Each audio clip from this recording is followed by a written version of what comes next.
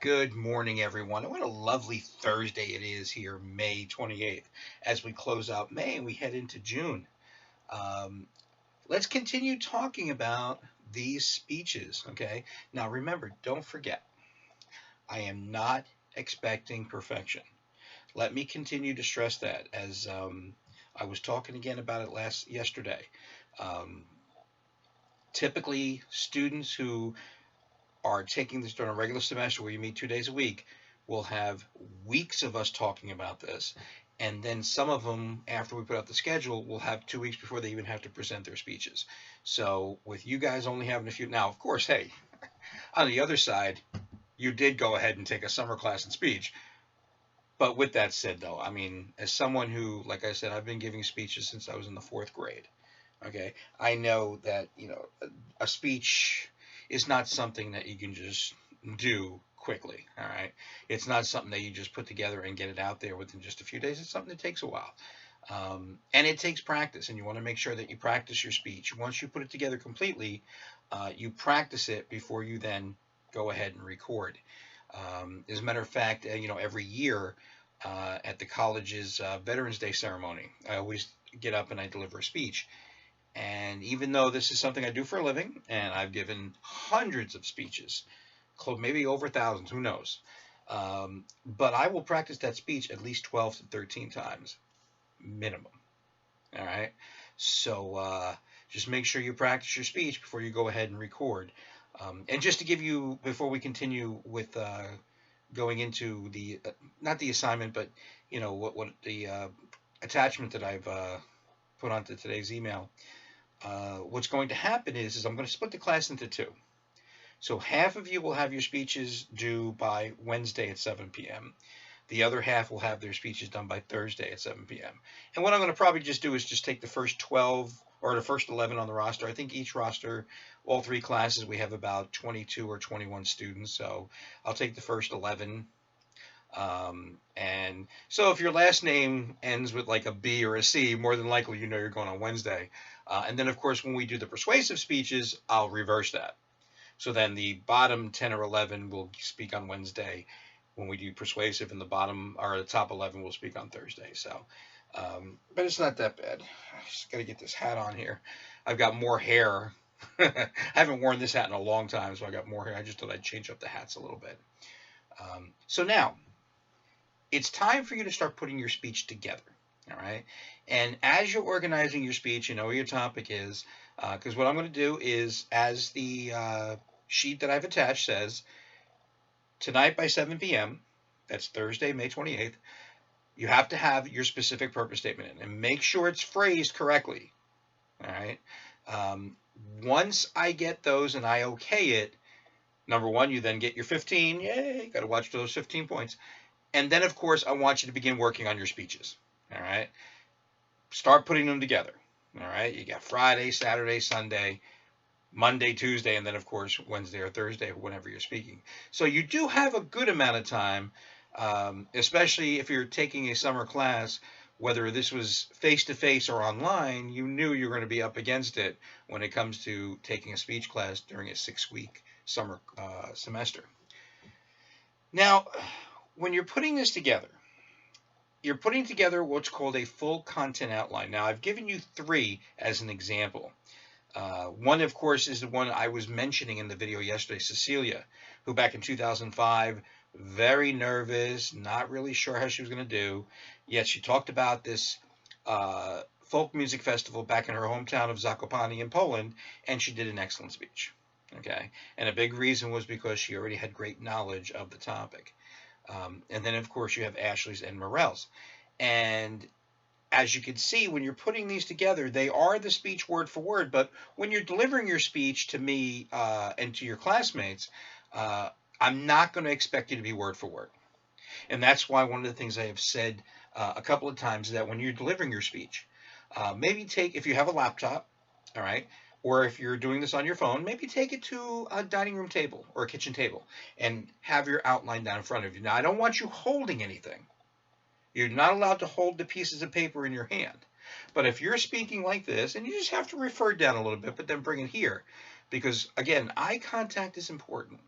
And now that this is more of a reality than it's ever been before, because I do feel even if we get back to absolute normal, doing things in this manner is going to be much more prevalent in the future. I think it's going to be much more common, even long after we don't even remember what COVID-19 even stood for. Okay, this is the kind of thing that you guys are going to be doing well into the future. So you want to make sure you're keeping that eye contact.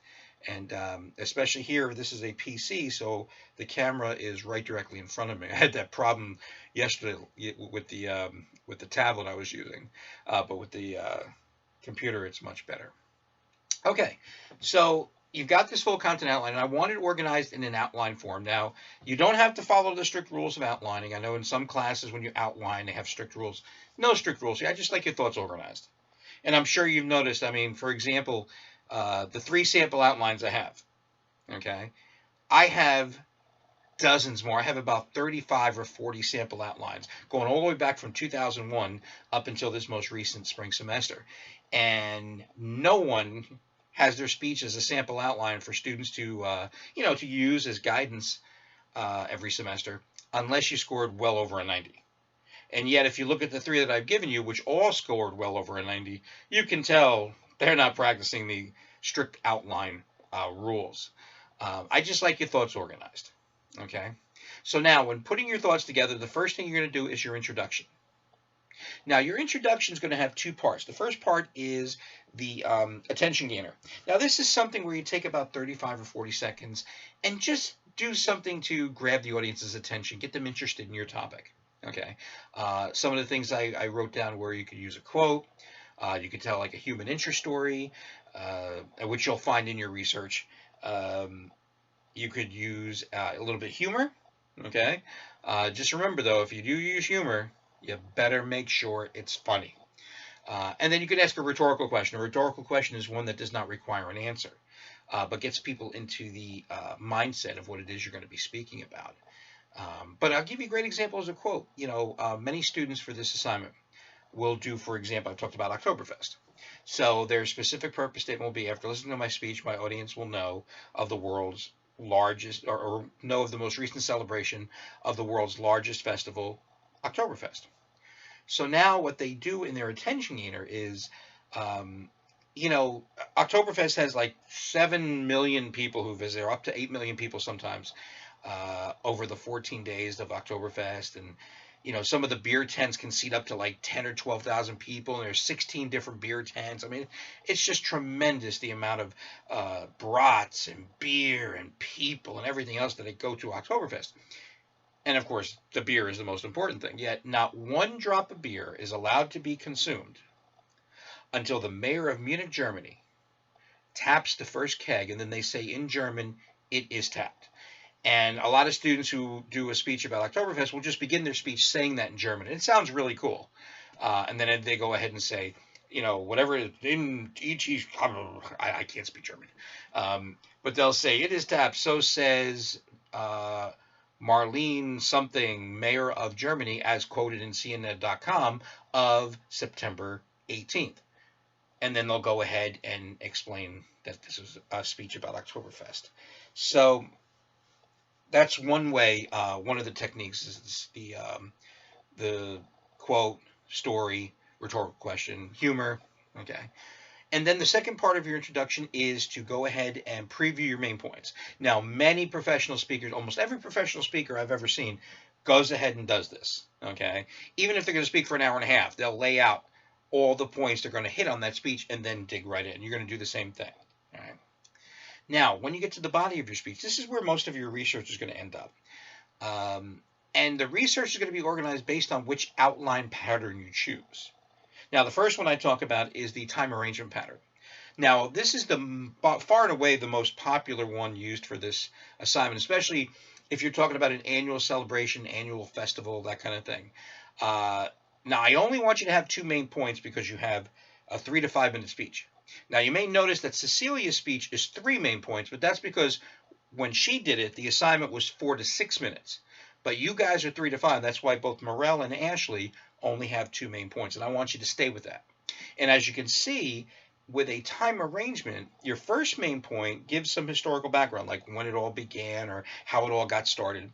But then your second main point has to be the most recent. Remember, it's still an international current event. All right. For example, let's say you're talking about the running of the bulls in Pamplona.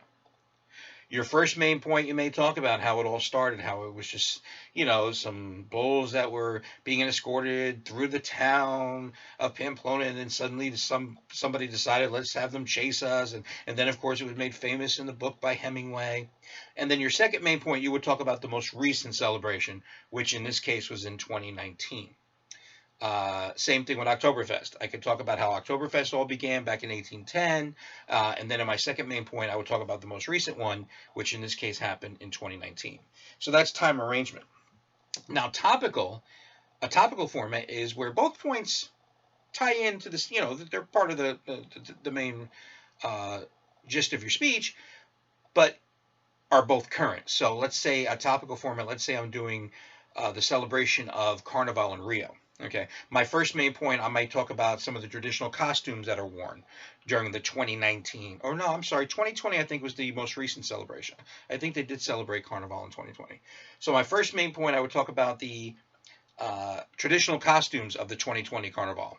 And then my second main point, I might talk about the 2020 Samba Parade, which for those who don't know, you could have upwards of 600,000 dancers in that. Some of the dance schools can number up to 20,000 people in them. It takes a couple of days, up to 2 million people sit in the Samba Drome and watch this. It's an amazing event down there in Brazil. But again, that would be a topical format. Now, the spatial format has more to do with geography. For example, a student several years, I hadn't had a spatial format used in about 8 years, and then someone came up with a great topic where they had just read a recent United Nations report on human trafficking in the world and how unfortunately it's still very prevalent. And what they did, now this was a speech that had three main points, and they named in their body, their three main points were the three places where human trafficking was still very prevalent. And they named those countries and why it's still so prevalent there. So you would do something like that with a spatial pattern, which is more geographical. So then you get to your conclusion. The first thing you do is review your main points, just reinforce in our minds what your speech has been about. And then you provide some closure. You take about 20, 25 seconds, maybe use some of the techniques that are used in the attention gainer, and just bring the speech to a close. All right. Now, you do have to have a bibliography, and as I do note on your attachment, just has to be the web addresses, don't need MLA format.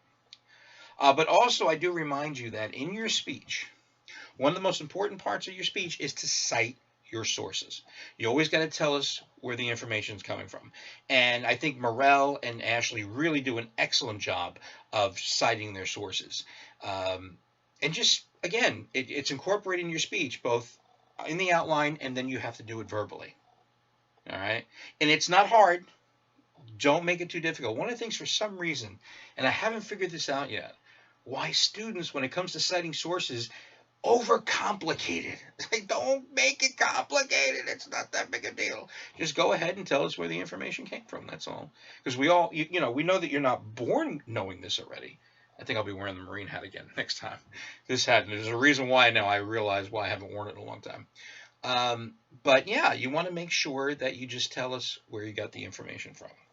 All right. So that's how you organize your speech. Now, I know I talked a little fast, but at least I have it down on your attachments, so it'll be easy to follow along. So once I do approve of your topic, and there's been a couple of people already. I think I have I have five of you so far who gave me a specific purpose statement. Now, there are some of you who had a good topic, but I asked you to make sure you phrase it. So I haven't marked you down yet until you rephrase it correctly, okay? And after listening to my speech, my audience will know, or after listening to my speech, my audience will understand. Once you send that back to me, I give you the okay, go for it. Start putting your speeches together. Now, for Monday, all right, for Monday with the WebEx meeting, all right, it's just going to be an open forum. All right, I'm going to open it up. Who's ever there? Again, it's not mandatory. There's no 15 points available whether you check it or not. But whatever you want to ask me, again, it's going to be a good chance to, we're not face to face, but at least a good chance for you to get me live. And like I said, we're not doing a lot of live stuff because of the situation. Okay, like I said, especially those of you in the 001 and the 003 sections, if you've got a younger brother or sister, they're on the computer. All right, they've got to be there. I think, what is it, from like 8:39 to noon or something like that. You don't even get near the computer. Just knocked into the dresser here. But you don't even get a chance to get near it, or your mom or dad or older brother or sister who's home, they're working. And I have to tell you, I understand that it can be very difficult because it's happening right here. This is one of the things that we're all, when I said to you guys on that very first video I sent you over a month and a half ago that we're going to get through this together, that we're all going through this. My wife is a principal in a Passaic City school system, so she's got to be on this computer a lot during the day.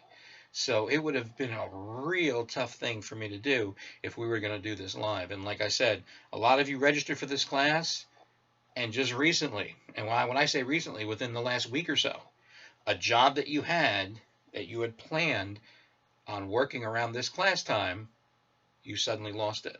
Okay? And we've lost tens of millions of jobs in this country over the last month and a half. So now you might be getting a new job where you have to work during the class time. So it's not mandatory, but I will be there Monday morning. Okay, I've arranged for my wife to get out of her office so we can have the computer here, because I have this huge screen. It's like a 24-inch screen, and I'm going to have these little squares with all you guys in it. And again, it'll be there just to ask me questions about the speech, about the outlining, about the topics, okay? And hopefully it'll work out well.